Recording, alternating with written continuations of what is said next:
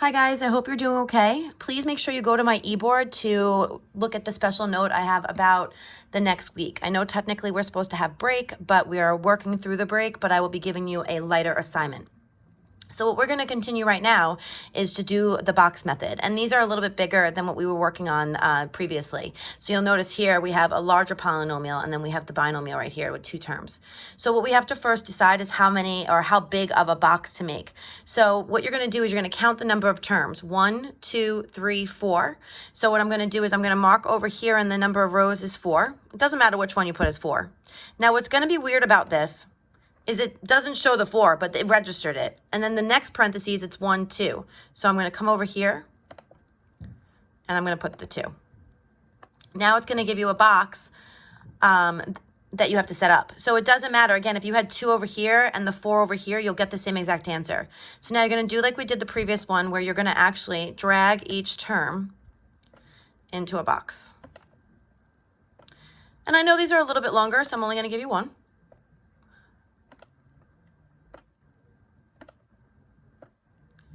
And now we have to multiply the boxes. So I'm going to scroll up, open up my calculator since I don't have it, come back down here.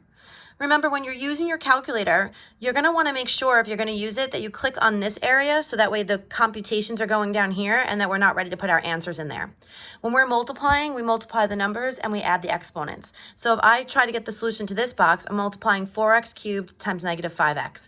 So we have to figure out what 4 times negative 5. If you know it, great, awesome. If not, click down here and then use the calculator. So 4 times negative 5, enter. And over here, they'll tell us that it's negative 20. So that means that's going to be a negative 20. So I'm going to come up to this box. So negative 20. And then x cubed times x is x to the 4th. There are 4 x's now. Make sure you use this button so that way it will give you a random exponent that you can type in, which is 4. Go to this next box. 4x cubed times 4. 4 times 4, use your calculator if you want to, is 16. And we don't have the x to combine with anything else, so we just keep it. So we do x cubed. Down here in the next box, negative 5 times negative 5 is 25. And then x squared times x is x cubed. So x raised to the 3rd power. Next box, negative 5 times 4 is negative 20. And we're going to keep that x squared. This box, negative 6x times negative 5. Negative 6 times negative 5, if you use your calculator, is 30. And then x times x is x squared. The next box, negative 6 times 4 is negative 24. And then we just keep that x. And sometimes you might notice that I'm not using the keyboard down here. I'm actually using my regular keyboard. You can go between. You can use the calculator keyboard or you can actually use your computer keyboard. Negative 4 times negative 5 is negative 20. Oh, I didn't click in the box. So negative 20. And keep the x. And last but not least, negative 4 times 4 is negative 16. And just like we did on our previous box method, if you scroll down, then I'm going to ask you to try it. So we're going to try it, see if we made any mistakes. And I have at least one error. So I'm going to go back and I'm going to try to figure out where my error is. So 4 times negative 5 is negative 20. X cubed times x is x to the 4th. 16x cubed is right. Positive 25x cubed is right. Negative 20x squared is right. Positive 30x squared is right. Negative 24x is right. And this is the one that's highlighted. So negative 4 times negative 5 is positive 20.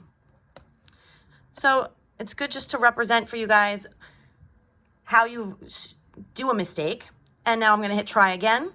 And now it's going to tell us it's correct. So notice how it kind of highlighted the box that had the error. So now what you're going to have to do is you're going to have to simplify. So we have to make sure we answer and simplify the ones that have like terms. So you'll notice the x cubes we have to combine. The x squareds we have to combine, the x's we have to combine. So I'm going to make sure I click here. This negative 20x to the 4th has no other terms to combine with. So I'm going to type in negative 20x raised to the 4th. And don't forget to right arrow just like you would do on your calculator because you have to take it out of the exponent form for the next term. Now these we have to combine. So 25 and a positive 16. Now I'm going to go back over here and click on my calculator. And I'm actually going to do 25 plus 16. And that's going to give you 41. So now I'm going to do, it's positives. Remember, you always have to put a plus or a minus sign in between the terms. So it's a positive 41, and both of those had x cubed. So I'm going to go x raised to the cubed, and don't forget to right arrow.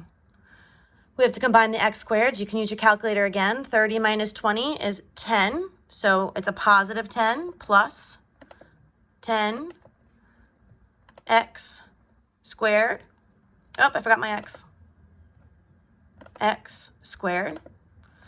And then here, 20x and negative 24x are like terms, so we have to combine them. So again, use your calculator. 20 minus 24 is negative 4. And both of those have an x. And then last but not least, we just copy down that negative 16 because there are no other constant terms to combine it with. So now we're going to hit submit answer. Is this the answer you want to submit?